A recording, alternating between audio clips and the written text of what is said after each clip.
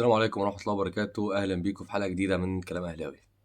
شكرا مجلس إدارة النادي الأهلي، شكرا على الوداع اللي كان يليق بمدرب كبير زي مارسيل كولر. انتقدناه كتير، ده ما فيهوش نقاش.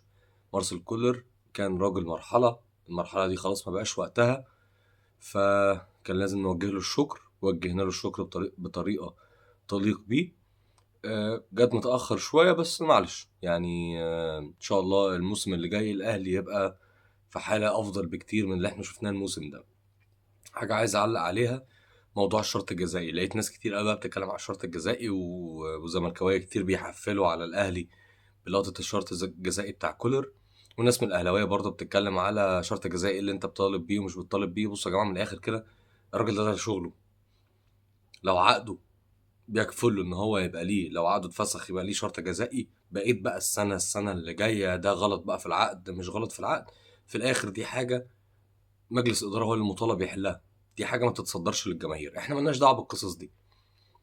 الراجل يمشي بطريقه كويسه، طريقه ما تشوهش شكل النادي الاهلي باي شكل ما. يروح شوف حاله واحنا نشوف حالنا. ليه شرط جزائي ياخده، دي مش مشكلتنا احنا خالص كجمهور. مجلس الاداره ده واجبه ان هو يحلها. نيجي بقى الماتش الاهلي وبتروجيت النهارده. ماتش ما تقدرش تقول عليه سيء، بس ما تقدرش تقول عليه كويس برضه. انت بتحارب لحظوظك لافريقيا. لسه احنا مش ضامنين قصص الثلاث نقط اللي هتتخصم اخر الموسم، ده شيء مش مضمون، هنعرفه يوم 8 يونيو. الدوري انا قلت القصه دي قبل كده، دوري بعيد. ولو هنحارب للدوري فانا برضو شايف ان الدوري ده يعني دوري ما يفرحش الجماهير. ممكن ندي للعيبه دفعه معنويه، بس للجماهير لا. الدوري ده مش دوري جماهيري خالص. احنا ما لعبناش الدوري ده وللامانه ما نستحقوش. انت ما لعبتش خالص في الدوري السنه دي عشان تكسب الدوري ده. فايا كان بقى القرار بتاع 8 يونيو باعاده المباراه بخصم النقط باكتفاء اعتماد النتيجه بخصم 3 نقاط اضافيه. انت كده كده المفروض تركز في بقيه الماتشات عشان بس توقع على حظوظك في انك تشارك في ابطال افريقيا، وما تسمحش لنادي الزمالك ان هو يتعداك في النقاط. وساعتها هنخش بقى في دوامه تانية خالص، وما نحبش يعني ان احنا نبقى في الوضع ده. بن شرقي، وانا في الحلقات اللي قبل كده اتكلمت على موضوع بن شرقي ده مرتين. مره ساعه ماتش الزمالك ومره ساعه ماتش سان داونز، وقلت لكم دايما بن شرقي في التغطيه الدفاعيه سيء جدا. بن شرقي لعيب خرافي، تحديدا في طريقه لعب الكونتر اتاك. بن شرقي بيديك الزياده الهجوميه اللي انت محتاجها، سريع، بس في التغطيه الدفاعيه صفر. النهارده هو بنشاهد بن شرقي للثالث مباراه تقريبا، يعني مش تقريبا، لا هو الزمالك وسان داونز ومباراه النهارده. هو لو ما كانش يعني في مباريات تانية حصل فيها نفس الخطأ، بس يعني حد تاني من الدفاع لحقها. بس احنا ما بنركزش غير لما بتحصل الخطأ، يعني بنحط هايلايت عالي، بنعلم على الخطأ عشان نبقى عارفين. تاني بن شرقي برضه بيترقص، اللعيب بيعدي منه، بن شرقي خلاص بينسى الكورة تماما وبيفضل واقف بيتفرج عليها. الكورة بتتعرض برضه تاني، المهاجم بيخطفها من خلف المدافع، ودي تقريبا يعني طبق الأصل، بفرق يعني مكان التعريض وكده، بس يعني طبق الأصل من جول ماتش الزمالك. فنفس الأخطاء بتحصل. ما نقدرش نلوم عماد النحاس، كابتن عماد النحاس المحترم، جاي في وقت صعب، استلم السكواد في وقت صعب. لعبنا النهارده الى حد ما، بس انا في وجهه نظري الشخصيه ده حماس البدايات، ان في دلوقتي تغيير حصل في الفريق. كل لعيب لازم يظهر الفتره اللي جايه، حتى للمدير الفني اللي جاي، لان اكيد المدير الفني اللي جاي هيشوف اخر ماتشات عشان يبدا ياخد فكره مبدئيه عن اللعيبه قبل ما ينزل ويستلم. طيب نرجع تاني لقصه بن شرقي، بس هعلق حاجه وحيده. استغلال بن شرقي عشان يتم بافضل الحالات، فانت لازم لو هتنزل بن شرقي وعايزه يعمل واجبات دفاعيه لازم هتامن معاه بواحد تاني. تقول لي بس ما هو التاني اللي هيجي ده هيسيب لعيب تاني. ما انا معاك 100%. بس لما الكوره هتتلعب من ناحيه بن شرقي، وخلي بالك الفرق دلوقتي ممكن الى حد ما يبقى هم عارفين ناحيه بن شرقي هيبقى فيه نقطه ضعف في الحته دي، فانا ما اسيبهاش بقى. انا بن شرقي لو هيقف مان تو مان على لعيب، لازم يبقى في واحد تاني على طول رايح مغطي على بن شرقي، بحيث ان لو بن شرقي ساب اللعيب ده ومشي، انا يبقى عندي لسه فرصه ان انا واحد يلحقه، واحد يلحق اللي حصل. تقول لي يعني هي دي طريقه لعب؟ لا، انا ما بقولكش ان ده يفضل على طول، لحد بقى ما تظبط الدنيا. يا اما بقى تظبط طريقه لعبك ان انت لازم هتغطي ورا بن شرقي لا اما بقى تبدا تشتغل مع بن شرقي على الحته دي، ان مفيش حاجه اسمها انا اللعيب عدى مني خلاص بقى اسيب الكوره واقعد بقى انا واقف بتفرج كده على الكوره اشوف بقى جايه جون ولا رايحه فين. لا لا معلش، تلعب في النادي الاهلي فلازم تبقى عارف ان انت عندك واجبات دفاعيه زي ما عندك واجبات هجوميه. بس احنا لعبنا النهارده الى حد ما، رايي ده ممكن يبقى مختلف عن ناس كتير، بس يعني انا شايف ان احنا لعبنا الى حد ما في حماس، ممكن يبقى فردي الى حد ما، مش بطريقه خططيه، لان برضو تاني كابتن عماد النحاس لسه ما لحقش يعمل اي بصمه على الفريق، وما نقدرش نلومه على حاجه زي كده ولا هنلومه على الفتره اللي جايه لحد ما المدير الفني القادم هيجي.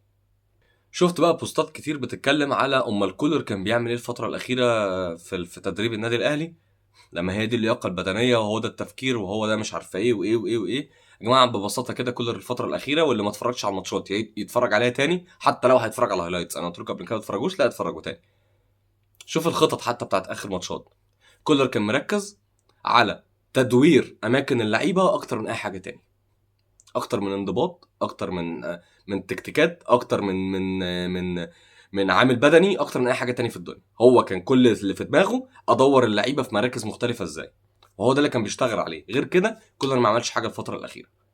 وحاجه برضو عايز اعلق عليها، لقطه رامي ربيعه والشخص من جمهور النادي الاهلي اللي بعت له المسج المهينه، اللي رامي ربيعه بعد كده نزل عمل ريشير للبوست، ويعني كان بيتكلم باستهجان على الموقف يعني، وان ده المفروض بقى، وبيشير ان هو ده المفروض من جماهير النادي الاهلي المحترمه.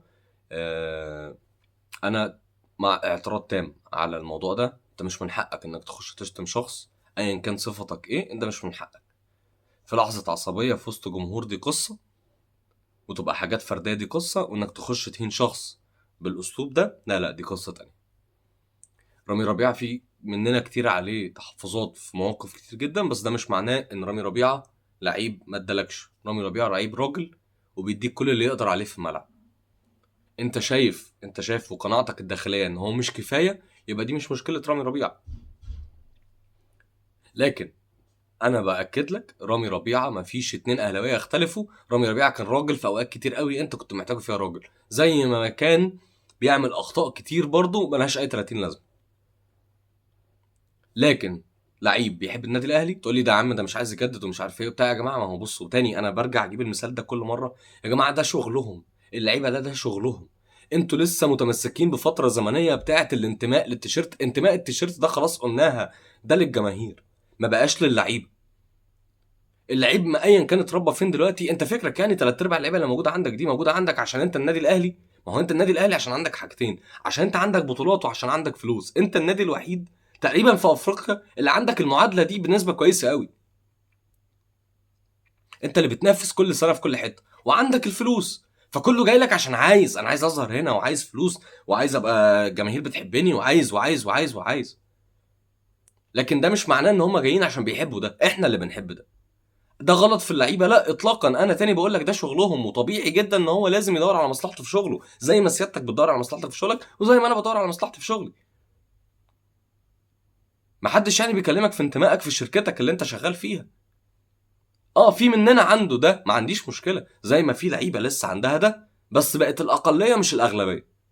فبلاش دايما نتعامل مع اللعيبه بالمنطقه الحساسه دي بتاعت اصل انت المفروض تبقى منتمي لي والقصص دي، لان ده باب خلاص، ده باب قديم قوي. في ناس برضو علقت على لقطه وسام وقفشه لما اتخانقوا على مين هو اللي يسدد. بصوا يا جماعه، انا وجهه نظري في الموضوع ده، احنا مفتقرين جدا كابتن في الملعب زي الكابيتانو حسام غالي. احنا ده اللي احنا مفتقدينه. محتاجين حد يوجه اللعيبه في الملعب، مش اي حد في الملعب يتكلم ويوجه الفريق ومش عارف ايه وبتاع. دي المفروض وظيفه للعيب معين هو اللي يقوم بده. اللعيبه التانية حقها وتقول والكلام ده كله. احنا لما بننزل نلعب كوره شويه كده ولا نفهم حاجه بقى في التكتيكات ولا مش عارف ايه والكلام ده كله، بيبقى واقفين واحد فينا مثلا ايه عينه على الملعب يفضل يقول ده امسك ده، شوف ده رايح فين، ده مش عارفه ايه، اتحرك كده، اعمل كده، وبنتكلم مع بعض. احنا مفتقدين الشخصيه دي. الشخصيه دي تبقى موجوده في قلب الملعب. شناوي كابتن النادي الاهلي راجل محترم ما حدش يقدر يتكلم في حاجه، احنا محتاجين الشخصيه دي في قلب الملعب، بيبقى واقف في وسط اللعيبه قاري الملعب كله، بيحرك اللعيبه كلها. احنا مفتقدين ده. فما تلومش ان اللعيبه عايزه تظهر، لا ده هم حقهم انهم عايزين يظهروا. طبعا احنا ما تعودناش على اللقطات دي في النادي الاهلي، بس حصلت قبل كده، مش بكثره بس حصل. فان كل لعيب عايز هو اللي يظهر وهو اللي ياخد اللقطه. قفشه ما بيلعبش يا جماعه. تقول لي وسام ما غايب بقاله فتره، بس لما كان موجود كان اساسي وهو بيرجع اساسي. قفشه اخر لعب اساسي كان امتى؟ فقفشه عنده يعني في ناس شايفه ان دي انانيه والكلام ده، انا ده مش وجهه نظري. وجهه نظري ان ده واحد اتحرم من ان هو يلعب كوره، فما صدق عايز ينزل، عايز يثبت نفسه باي طريقه ممكنه عشان هو مش عايز يرجع يقعد دكه تاني. انت لو حطيت نفسك مكانه هتفكر بالطريقه دي، حتى لو مش هتتصرف بالاسلوب ده بس هتفكر بالطريقه دي. وفي ناس كتير بقى بتتكلم على اصل احنا، انت ليه بتقول مثلا على قصه بن شرقي ان هو نشتغل لسه عليه، ده المفروض لعيب محترف والمفروض جاي على طول جاهز ويخش في الموضه على طول، واحنا جايبين لعيبه محترفه قد كده، وما الفلوس دي كلها بتضيع ليه؟ هي الدنيا ما بتشتغلش كده. انت مش جايب لعيب محترف عشان انت تقوم راميله كده ايه، ترميه في الملعب وتقول له انت محترف احترف بقى. مفيش حاجه اسمها كده. في حاجه اسمها ان انا جايب اللعيبه دي كلها حتى لو محترفين، انا جايبهم محترفين عشان عارف ان هم لعيبه اقدر اطلع منها حاجه كويسه. مين بقى اللي يقدر يطلع منها حاجه كويسه؟ المدير الفني، مش اللعيب اللي هيطلع من نفسه. ما هي اللعيبه دي بقت كويسه لان هي اتعلمت من ناس كويسه، حتى لو كان عندهم المهاره وعندهم الموهبه، بس هي في ناس عرفت تستغلها، فانا لازم استغلها. ولينا في باريس سان جيرمان امثله كتير. فريق كان عنده سكواد مفيش زيه في العالم، لما بس كان بيطلع بره الدوري الفرنسي ويطلع يلعب بره في اوروبا في تشامبيونز ليج، كنا بنشوف اهانات لبي اس جي مش طبيعيه. ليه؟ عشان كان بيقابلوا بقى فرق يمكن ما عندهاش نفس اللعيبه بس عندها تكتيك. انا كشخص بعرف احرك اللعيبه دي استغلها احسن من احسن لعيبه في العالم. ليه؟ لان هي الكوره، ما اصل احنا مش بنلعب خماسي، احنا مش هنرقص ده ونعمل ده ونلب ومش عارف ايه وايه ايه خلص. لا، ما انا لازم يبقى عندي تكتيك عشان اعرف اكسب واكسب احسن لعيبه. وفرق صغيره تحرج فرق كبيره، بيحرجوهم بايه؟ بان هم عندهم لعيبه افضل؟ لا طبعا، بان هم بيلعبوا بتكتيك وابقى قاري الفريق اللي قدامي. هي دي الكوره، دي الكوره اللي احنا نعرفها. بس كده، وشكرا جدا ليكم، والسلام عليكم ورحمه الله وبركاته.